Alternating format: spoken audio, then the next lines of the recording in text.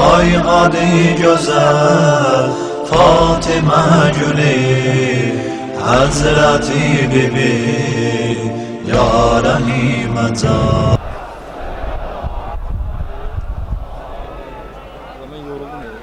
اللهم صل على محمد وآل محمد. أعوذ بالله من الشيطان الرجيم. بسم الله الرحمن الرحيم. الحمد لله رب العالمين.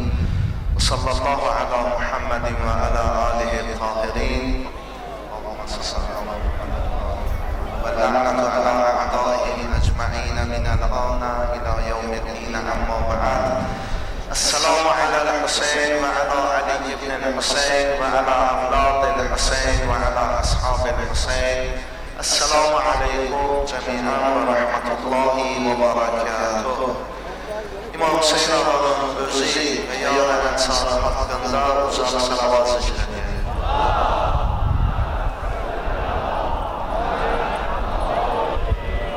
Aşura'nın günüdür, dünyanın başa nöqtələrində İmam Hüseyin Ağa'ya əzadar olurlar. Onların səlamət və fəq olması xatirinə və İmam Hüseyin Ağa'nın məktəbi ilə, əzası ilə, təziyəsi ilə müxalif etçiliyi edənlər dinə gəlsinlər, Allah onları hidayət edəsin. Və o düşmənlər, o müxaliflər ki, heç vaxt dinə gəlməyəcəklər, xəlqə, millətə, əzadarlara zülm edirlər, onların müzməhilli məhvuna bud olması xatirinə salavat ediyələr.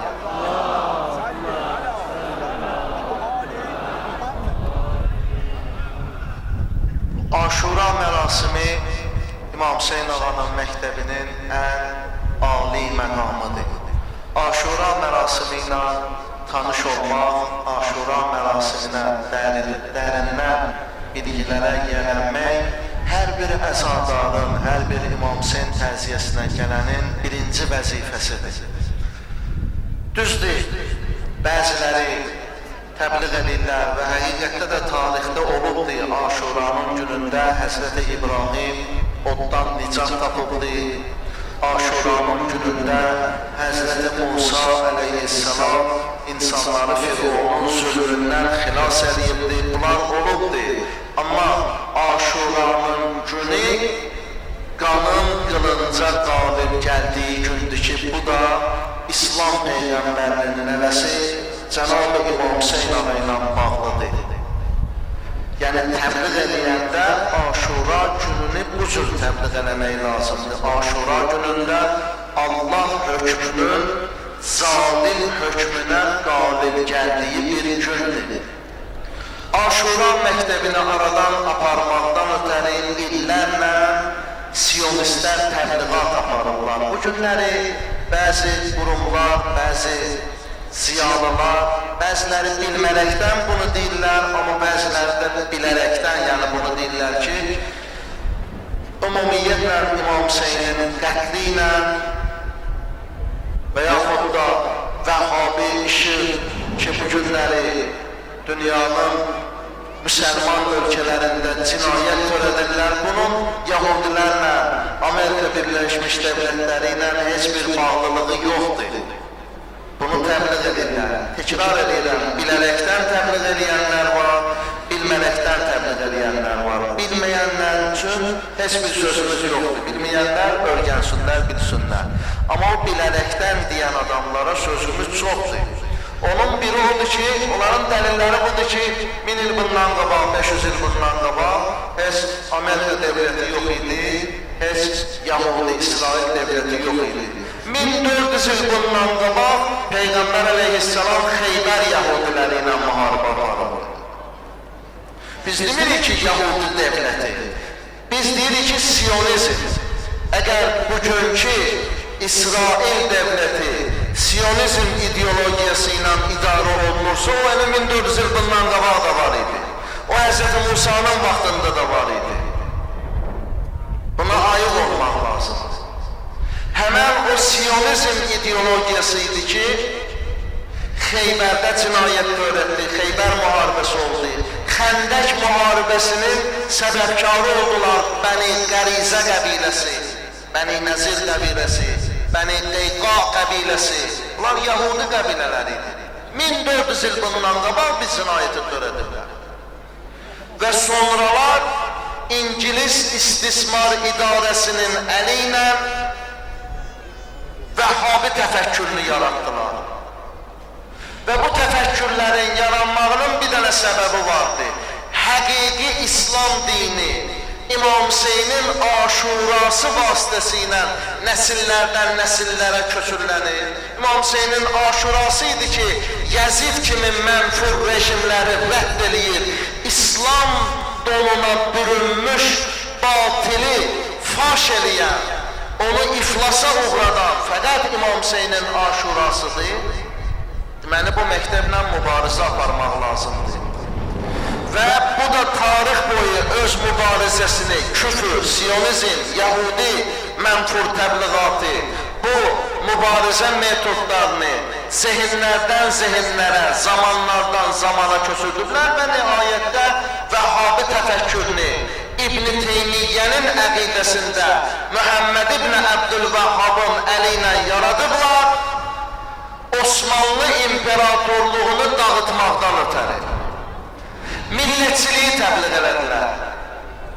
Ərəb millətçiliyini təbliğ elədilər.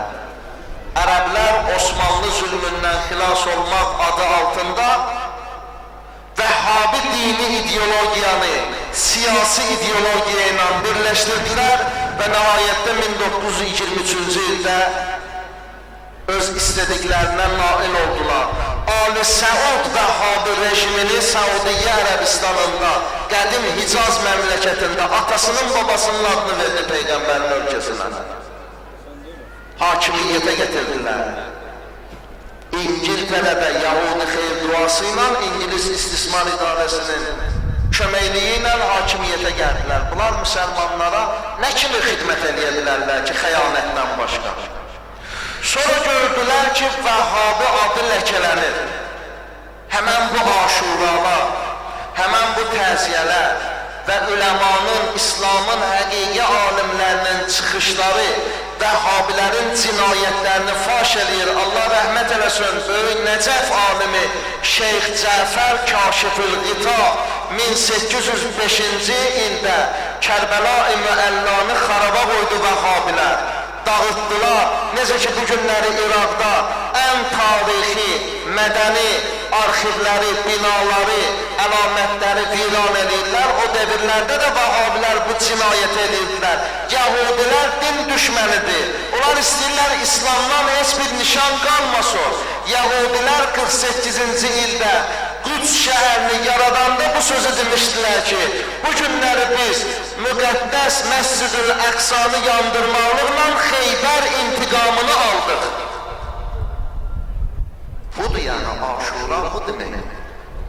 Aşura müsəlmanı qəflətdən oyadır. Aşura hədəfsiz yerə ağlamaqlığı aradan aparır. Deyir, ağlayırsan, hədəflə ağla günah. Sinə vurursan, hədəflə sinə vur günah. Hüseynci, yəni bütün dünyanın məzlumiyyətinə şərik çıxmaqdır. Və biz də dünyanın bir parçasıyıq. Bizim də Qarabağ torpağımız işğal olunur. Pakistanda da, Hindistanda da Kəşmir müsəlman əyalətləri ixtilafa səbəb olubdur.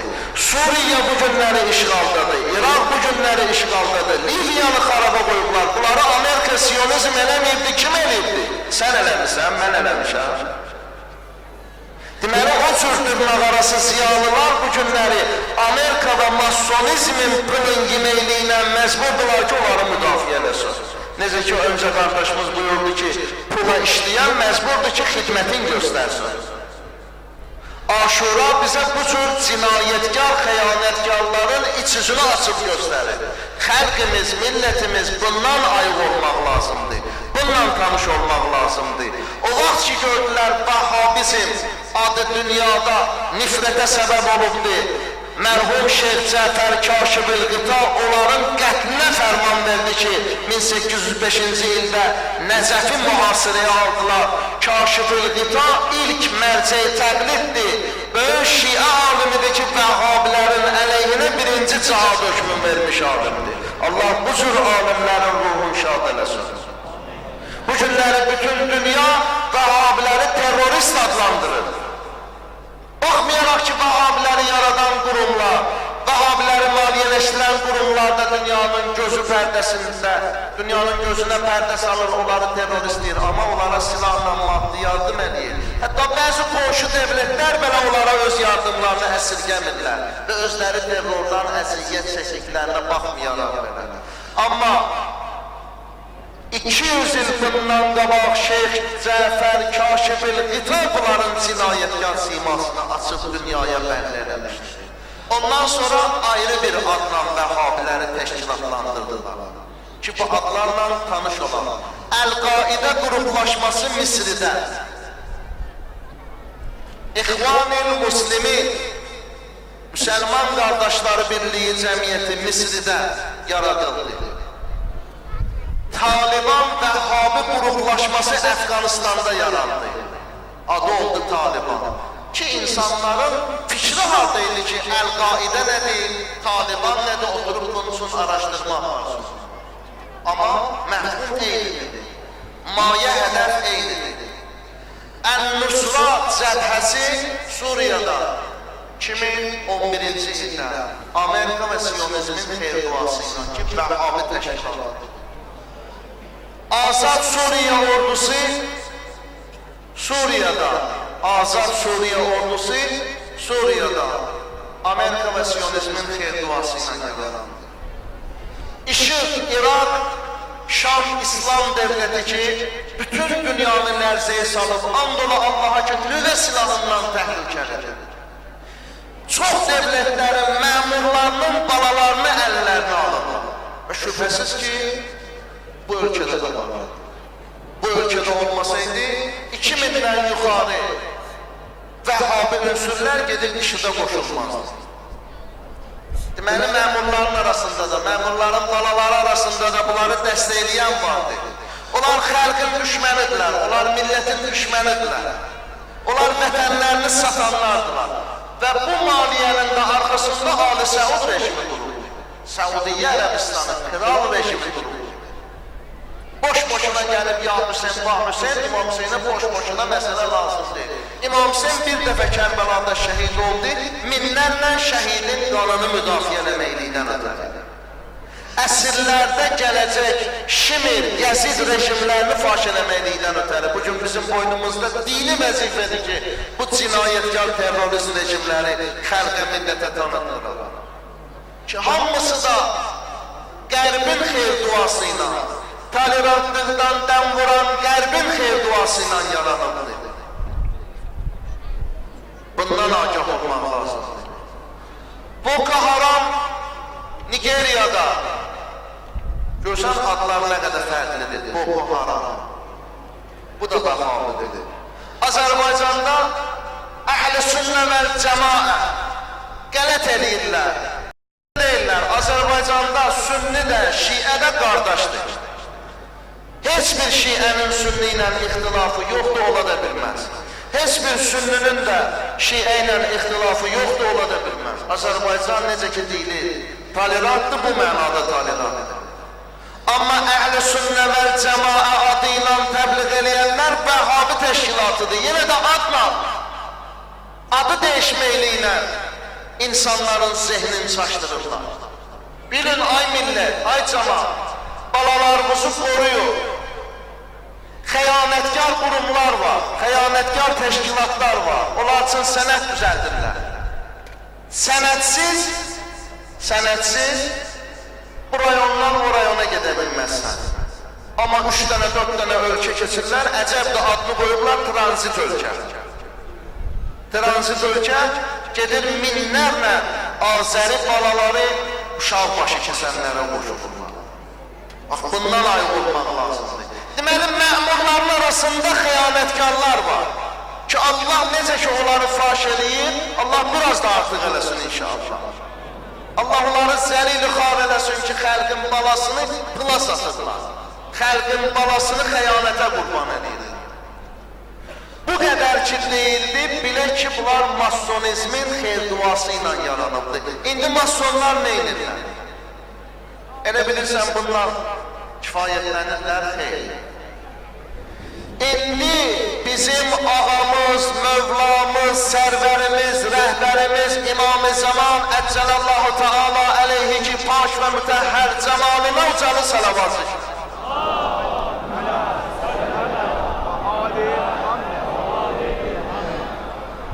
İndi İmam-ı Zamanı Dəccal kimi tanıtdırırlar.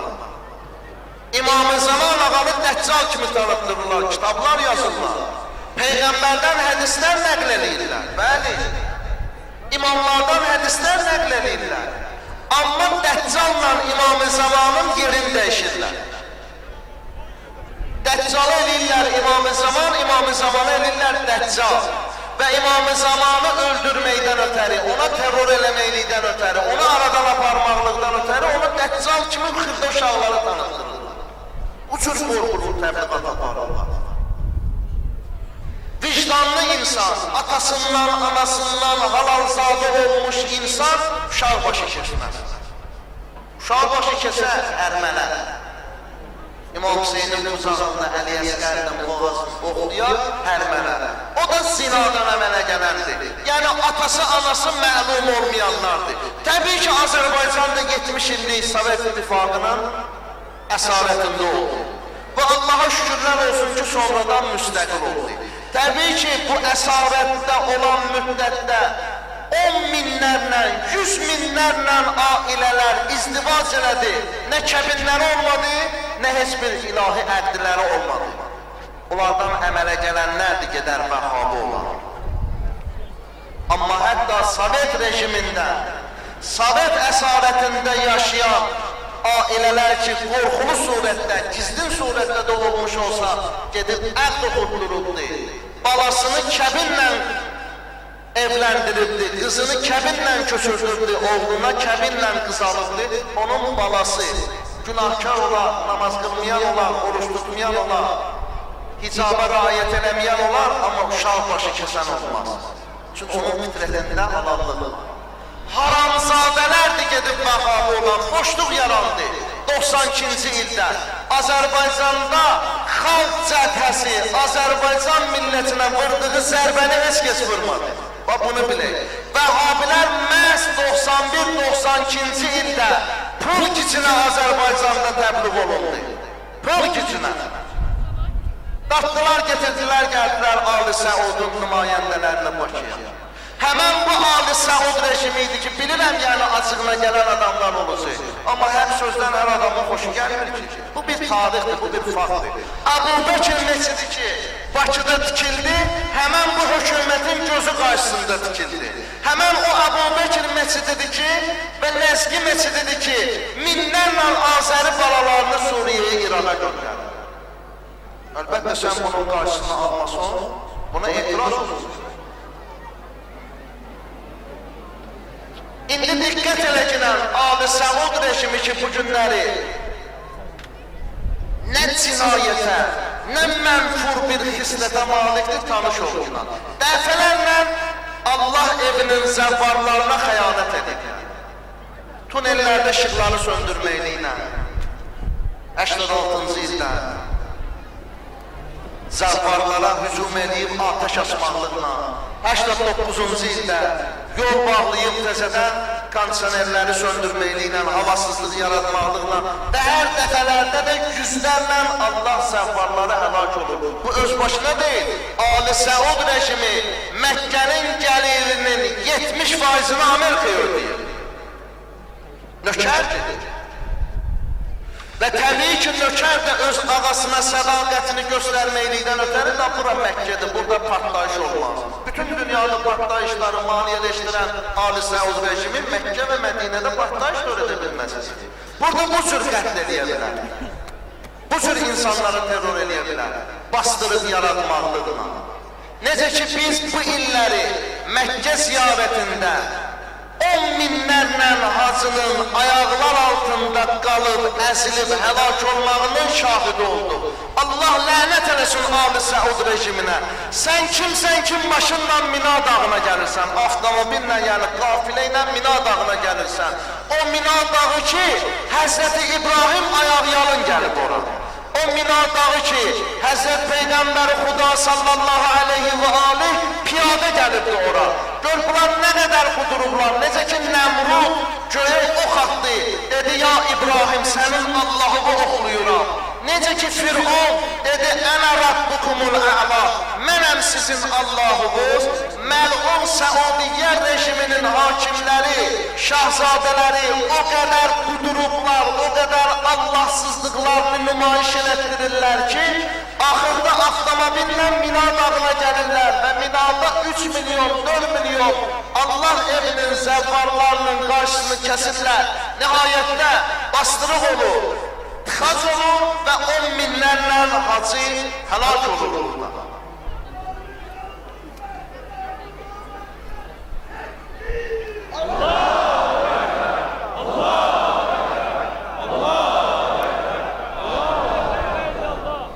İndi diqqət ediyor. Niyə Ali Saud bu cinayeti törətdi? Niyə dünyanın müsəlman ölkələrinin hakimlərindən belə utanmadı? Allah'tan ki utanmadı. Amma burada müxtəlif ölkələrin hacıları vardır. Sabah bunların hakimləri tələb eləyər səndən. Tələb eləyər səndən ki, sən bunun öhdəçiliyini boynuna getirdirsən. Görsən Azərbaycana qıraqdan qonaq gəlir, 1-2 ay qabaq hazırlıq gedir ki, bu qonağın burnu da qanlamaz olur. Yüksək səviyyədə hazırlıq mərasimləri təşkil olunur. Könüllülər yığılır. Ne üçün? Çünki hər ölkənin abırsı, həyası onun qonağına qoyduğu ehtiramdan ibarətdir. Sən Allah evinə zəvvarların səlamətçiliyini, sağlamlığını, müdafiəsini öz öhdəmə getirmirsən, amma bacarmırsan yox ha. Vəzifəvi yerinə yetirmirsən. Niyə? Bax, bunun da səbəbi var. Çünki Ali Saud rejimi Suriyədə məğlub olubdur. Yəməndə məğlub olubdur. Şiələrin ki qanuna fətva verir bütün dünyada, Bəhreynidə, Suriyədə, Liviyada, Tunisdə, Misirdə, hər o yerdə ki Vəhhabi terroru var, onun arkasında Səudiyyə rejimi durur, məğlub olubdur, sınıbdır. İran İslam Respublikası sındırıb onu. Tekbir!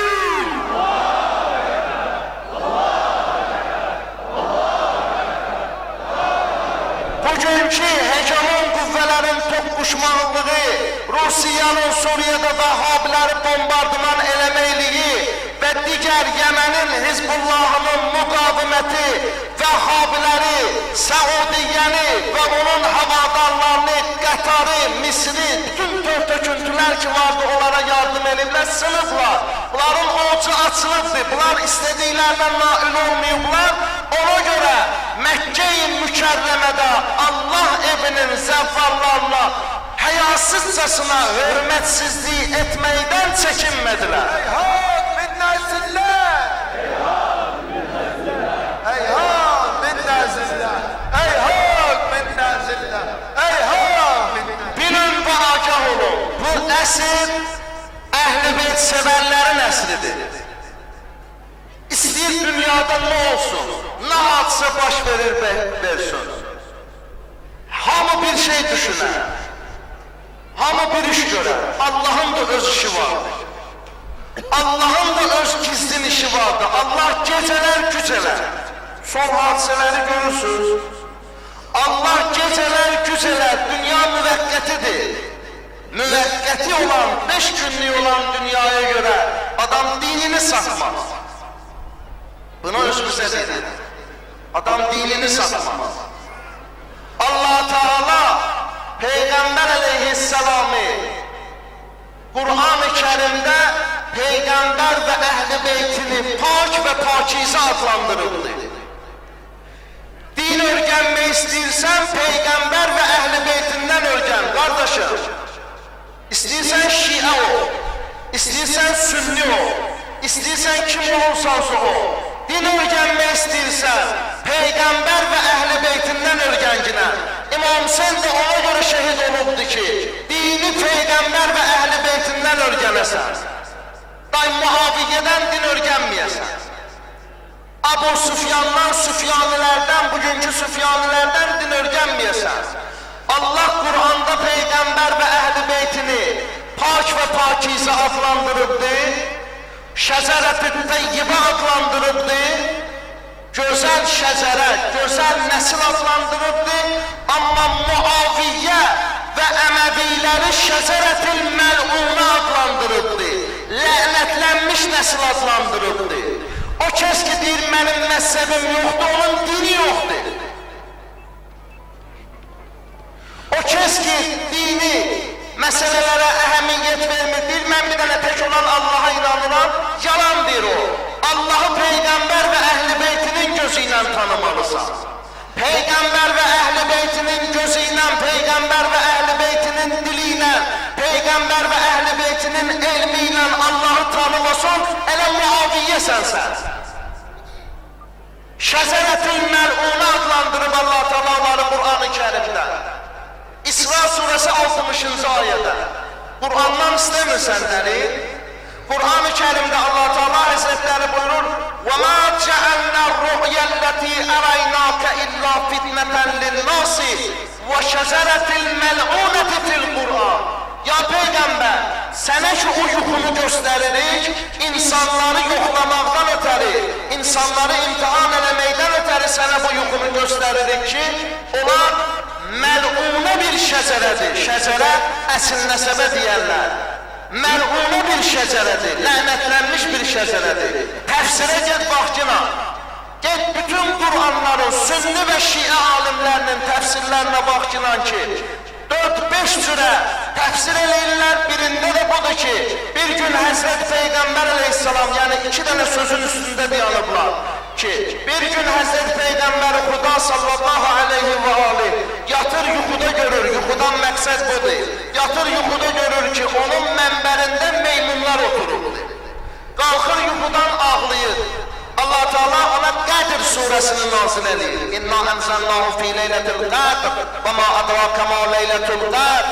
Leyletul qadr xeyrun min elf şəhr. Ya Peyğəmbər, narahat olma. Biz sənə Qədr gecəsini nazil elədik.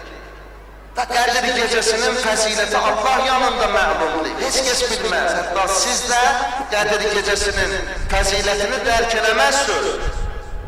Qədr gecəsi 1000 aydan əfzəldir. 1000 ay təqribən 83 il eləyir. Dedi, ya Peyğəmbər, o yuxunun mənası budur ki, səndən sonra Əməvilər, yəni Əbu Süfyan, Muaviyyə hakimlik eləyəcəklər, özlərini əmirəl-müminin adlandıracaqlar və sənin mənbərində insanlara muizə eləyəcəklər, insanları azdıracaqlar. Onların da hakimiyyəti 83 il gedəcək, 1000 ay gedəcək. Qədr gecəsini ondan da artıq sənə nəsib edirəm ki, o gecənin mübarək dualarında Allah Teala sənə və sənin əhl-i beytini sevənlərə yardım edir, sən və sənin əhl-i beytinin düşmənlərini məhəmmal edir.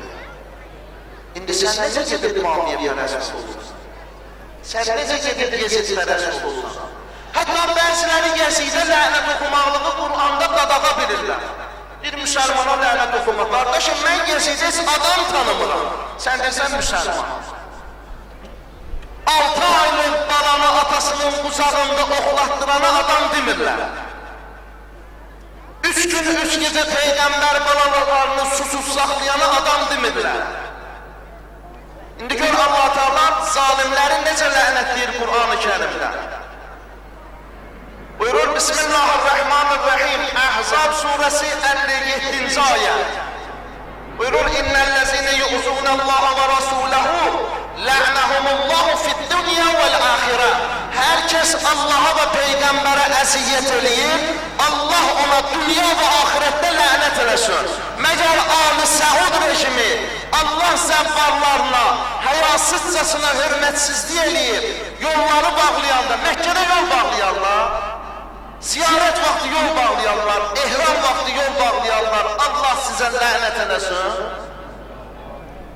Məgər bu Allah'a və Allah'ın Peyğəmbərinə əziyyət eləməklik deyil. 2. ayet Ali İmran suresi Allah Teala buyurur keyfe ya'dillahu kavmen keferu ba'de imanihim ve şehidu ennel rasule hakku ve ca'ahumul beyyinat vallahu la yahdil kavmel zalimin ulaike cezaohum enne aleyhim la'netallahi vel melaiketi vel nasi ecmain. Allah ki birini hidayet eledi, Allah ki birinə həqiqəti göstərdi, Allah ki birini düz yola dəvət elədi. hak beyan olandan sonra, hak sübut olandan sonra, təzədən zalim ola, təzədən dinə xəyanət eləyə, onun cəzası odur ki, Allahın lənəti olsun ona, mələklərin lənəti olsun ona və insanların lənət oxuyanların lənəti olsun ona.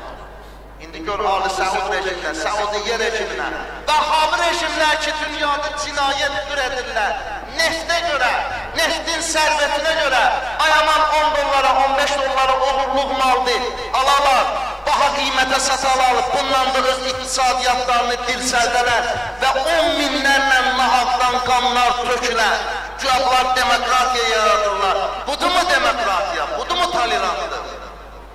Onlara lənət düşür, gör Qur'anda ya lənət düşmür. Onun Qur'andan xəbəri yoxdur bu sözü deyil.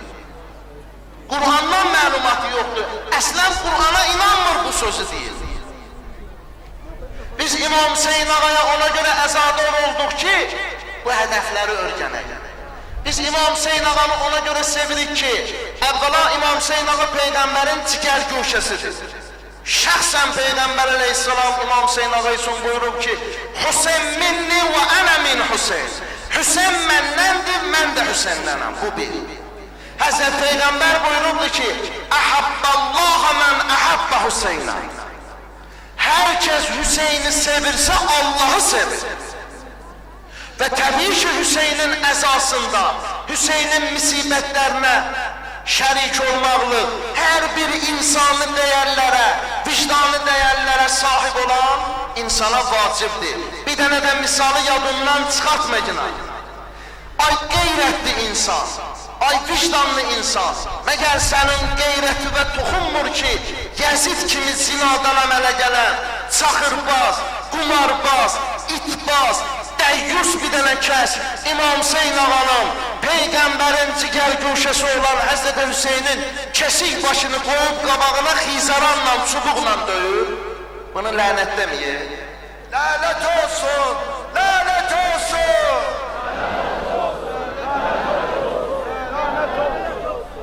İnşallah Allah Teala bizi dünya ve ahirette İmam Hüseyin ve yar-ı ensarından ayırmasın.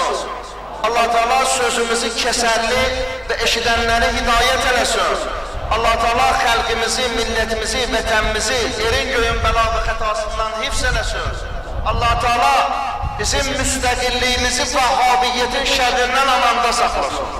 Pərverdigar-ı aləm işğal altında olan cəmi İslam torpaqları ilə bağlı gözəl Qarabağ torpağında işğaldan azad eləsin ki, İmam Hüseyinə əzadar olmaq bizim vacib məsələmizdir. Allah Məhəmməd Füzuli əleyhir-rəhməni qəridi rəhmət eləsin. Deyir, Mahi Muharrem oldu məsarrət haramidir, matəm bugün şəriətə bir ehtiramdır. Herkesin şəriətə ehtiramı var, İmam Hüseynin matəminə ehtiramı olmalı. Bəl-qatılanə Həzrəti Əbi Abdillahil Hüseyin ta bəruz qiyamət müdam lənət başa.